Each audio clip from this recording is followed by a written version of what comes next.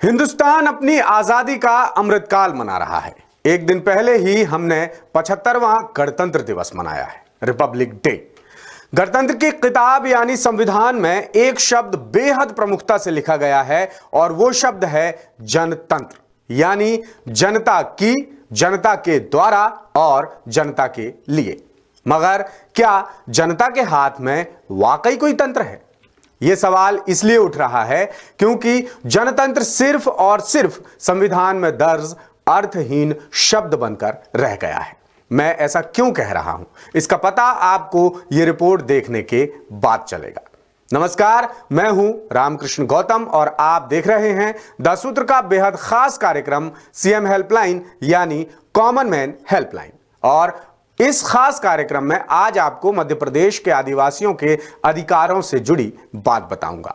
वो आदिवासी जिन्हें संविधान में कई तरह के विशेषाधिकार हासिल हैं, लेकिन प्रदेश में ये विशेषाधिकार सिर्फ कही सुनी और लिखी बातें ही साबित हो रही हैं। कैसे, ये जानने के लिए आपको लेकर चलता हूं राजधानी भोपाल के नजदीकी रायसेन जिले की सैर पर, जहां सिलवानी में स्थित गांधी आश्रम और अनुसूचित जाति अनुसूचित जनजाति छात्रावास की जमीन पर खुद नगर परिषद ही अतिक्रमण किए बैठा है। वो नगर परिषद जिसे अतिक्रमण हटाने की जिम्मेदारी दी गई है, जिसे लोगों की समस्याओं का समाधान करने के लिए जिम्मेदारी दी गई है, वही नगर परिषद छात्रावास परिसर को शराब का अड्डा बना चुका है। इसके अलावा नगर परिषद प्रबंधन की घोर लापरवाही और एक्शन ना लेने के कारण स्थानीय शराबियों और बदमाशों के हौसले भी बुलंद हैं और इसका सीधा खामियाजा 250 से ज्यादा आदिवासी स्टूडेंट्स को भुगतना पड़ रहा है। मामले से जुड़ी तमाम जानकारी मैं आप तक पहुंचा रहा हूं रायसेन से हमारे संवाददाता पवन सिलावट की इस रिपोर्ट के जरिए। ये तस्वीरें देखिए, स्कूल और छात्रावास परिसर में शराब की खाली बोतलें पड़ी हुई हैं, जगह जगह कांच के टुकड़े बिखरे हुए हैं और बेतहाशा गंदगी यहां पर आम है। और इस माहौल से पढ़ने लिखने वाले बच्चों को रोजाना दो चार होना पड़ रहा है। इसके अलावा शराबी और बदमाश बच्चों के साथ अभद्रता भी करते हैं, जिससे उन्हें बेवजह बेतहाशा परेशानी होती है। परिसर में फैली गंदगी और सड़ांध से आसपास के लोगों का जीना भी दोभर हो चुका है। कई बार शिकायत करने के बावजूद समस्या जस की तस बनी हुई है। इस वजह से बच्चों को दूर रखकर जो पढ़ाने के लिए छात्रावासों में भेज रहे हैं वो पेरेंट्स काफी चिंतित हैं। बच्चे तो परेशान हैं ही, इसमें बहुत अतिक्रमण होता है सर। पढ़ने को आते हैं हम तो सर, यहाँ पर कुछ लोग आते हैं शराब पीने के लिए।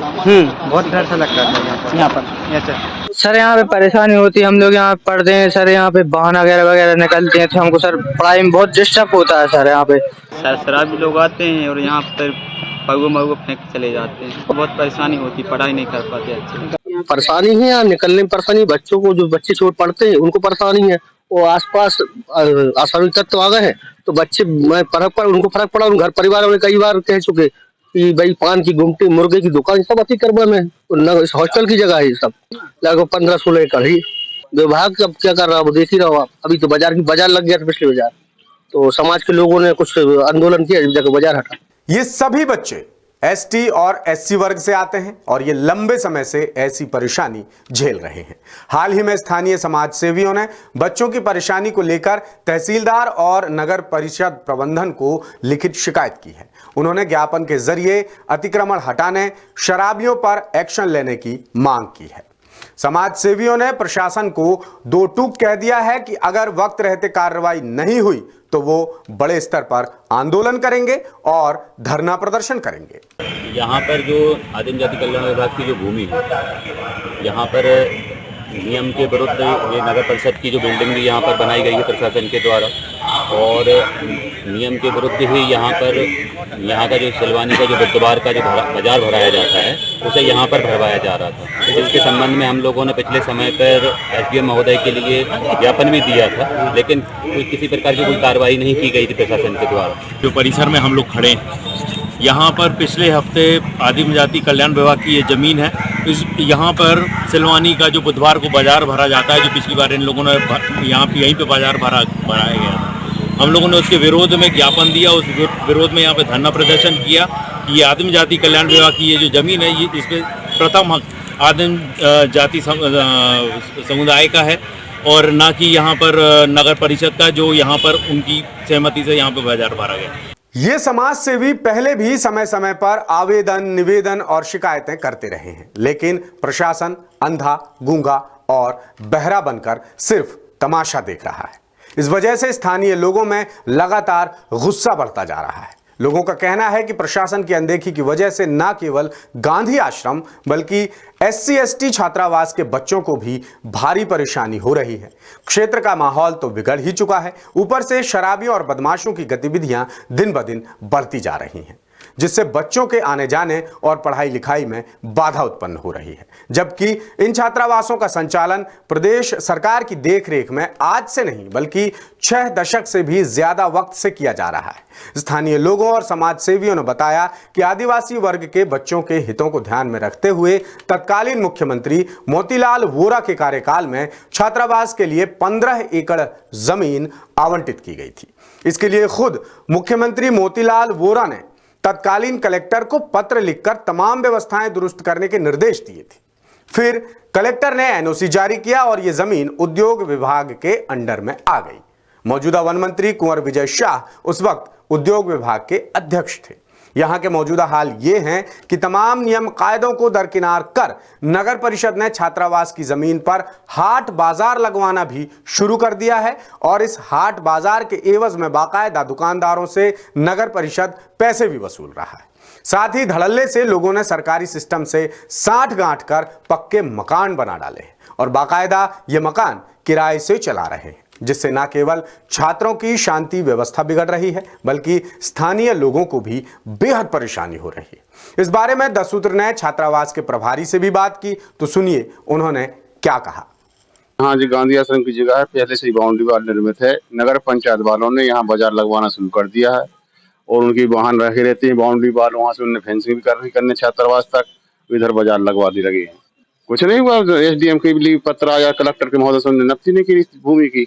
सबरी परेशानी बाजार में चिल्ला रहे हैं, यहाँ पढ़ाई डिस्टर्ब होती है, आवागमन, भीड़ भाड़, पार्किंग दे, रोड पे के वाहन खड़े रहते हैं। इधर संस्था में कपड़ा बाजार, तमाम बाजार लगते हैं यहाँ, तो बच्चों को परेशानी होती है, स्कूल में प्रावधान होता है पढ़ाने में। यानी यहां एक नहीं बल्कि कई तरह के पेंच फंसे हैं और ये तमाम पेंच सरकारी उलझनों में और भी उलझते जा रहे हैं और इसका खामियाजा सरकारी सिस्टम को तो नहीं उठाना पड़ रहा है। इसके शिकार हो रहे हैं वो लोग जो आम लोग हैं, जिन्होंने अपने बच्चों को घर से दूर पढ़ने भेजा है। वो बच्चे परेशान हो रहे हैं जो इन छात्रावासों में रहकर पढ़ रहे हैं। वो लोग परेशान हो रहे हैं जो इन छात्रावासों के इर्द गिर्द रहते हैं और इसका सीधा नुकसान छात्रों और आम लोगों को भुगतना पड़ रहा है। जिन्हें जनता ने अपनी सेवा के लिए चुनकर सदन तक पहुंचाया है, वो माननीय इस कदर बेपरवाह बने बैठे हैं कि जैसे कुछ हुआ ही नहीं। और जब 10 सूत्र ने सिलवानी के SDM से जवाब मांगा तो साहब नियम कायदों का हवाला देकर मामले को दिखवाने जैसी रटी रटाई बात कहकर अपनी जिम्मेदारी पूरी कर रहे हैं। ये उसमें उनके द्वारा ज्ञापन दिए गया कुछ लोगों के द्वारा, तो उसमें जो हमारा राजस्व है उसकी हम जांच कर रहे हैं कि वो जमीन किसकी है, कितनी है। उन्होंने एक बिंदु और भी उठाया है कि वहाँ पर ये कुछ लोगों ने अतिक्रमण भी किया है, तो पहले एक बार ये डिसाइड हो जाएगा कि गांधी आश्रम की ज़मीन कितनी है, उसको हम लोग पहले डिमार्केट करवा रहे हैं। डिमार्केट करने के बाद वस्तु स्थिति पता चलेगी तो उसी के अनुसार हम लोग कार्रवाई करेंगे। तो तात्कालिक रूप से संभवतः उन्होंने ऐसा किया था, प्रतिदिन वहाँ पर बुधवार को बाजार नहीं लग रहा था, ये आप लोगों को भी अच्छे से पता है। बाकी नगर पालिका को हमने बोला है कि आप जो है अलग से एक आवेदन दीजिएगा जिसमें सिलवानी की स्थायी रूप से इस समस्या का समाधान हो जाए, जहाँ पर हाट बाजार लगे। तो शासन उनको जो है जमीन अलॉट करेगी जहाँ पर विधिवत रूप से सभी लोग अच्छे से अपना बाजार लगा सकें। भाई वाह, SDM साहब तो इस तरह रिएक्ट कर रहे हैं कि जैसे उन्हें अभी तक इस मामले के बारे में पता ही नहीं था या 10 सूत्र के माध्यम से ही उन्हें इस बात की जानकारी मिली हो। खैर साहब जब कुर्सी से उठकर बाहर निकलेंगे तब ना इन्हें जनता की समस्या के बारे में पता चलेगा। एयर कंडीशनड कमरों में बैठकर थोड़े ही काम होता है, मगर करें तो करें क्या। इस सरकारी सिस्टम की चमड़ी इतनी मोटी हो चुकी है कि आसानी से किसी बात का असर इन पर होता ही नहीं। इन्हें न बच्चों की चिंता है, ना ही स्थानीय लोगों की और ना ही क्षेत्र की शांति व्यवस्था की इन्हें परवाह है। इनकी अपनी डफली और अपना ही राग है। फिर काहे की जनता और काहे का जनहित। ऐसे में कहना ही पड़ेगा कि इन्हें जनता से कोई सरोकार नहीं है, क्योंकि जो सिस्टम बच्चों के छात्रावास की जमीन और अतिक्रमण का मसला हल नहीं कर पा रहा है, उसे और क्या कहें। ऐसे में सत्ता पर काबिज उन नेताओं की बातें भी बेमानी लगती हैं जो हर बैठक, हर भाषण और हर सभा में चिल्ला चिल्ला कर कहते हैं कि उन्हें सत्ता का कोई लोभ नहीं, वो बस जन कल्याण के लिए राजनीति में आए। धिक्कार है ऐसे सिस्टम और सत्ता पर। बहरहाल तमाम पीड़ित छात्रों, स्थानीय लोगों और समाज सेवियों ने एक बार फिर तहसीलदार से शिकायत कर छात्रावास परिसर में हाट बाजार प्रतिबंधित करने, अतिक्रमण हटाने और शराबियों और बदमाशों पर एक्शन लेने की मांग की है। अब देखना होगा कि प्रशासन के कान में कब तक जूं रेंगती है और कब तक इस समस्या का समाधान होता है। एक जिम्मेदार मीडिया हाउस होने के नाते द सूत्र लगातार जनता की परेशानियों को लेकर सिस्टम और सत्ता से सवाल पूछता रहेगा। अगर आपके गांव, कस्बे या शहर में भी हैं ऐसी समस्याएं और शिकायत करने के बावजूद कहीं नहीं हो रही सुनवाई, तो आप द सूत्र की सीएम हेल्पलाइन यानी कॉमन मैन हेल्पलाइन पर बेझिझक संपर्क कर सकते हैं। आप हमारे जिस भी डिजिटल मीडिया प्लेटफॉर्म यानी फेसबुक, यूट्यूब या फिर ट्विटर पर यह एपिसोड देख रहे हैं, उसी प्लेटफॉर्म के कमेंट बॉक्स में जाकर द सूत्र को टैग करें और अपनी समस्या बताएं। समस्या के साथ अपना नाम, पता और मोबाइल नंबर जरूर लिखें। हम खुद आपसे संपर्क करेंगे। तो अगली बार फिर किसी मुद्दे को लेकर आपसे करूंगा मुलाकात। तब तक के लिए मुझे दीजिए इजाजत। नमस्कार, शुभ रात्रि।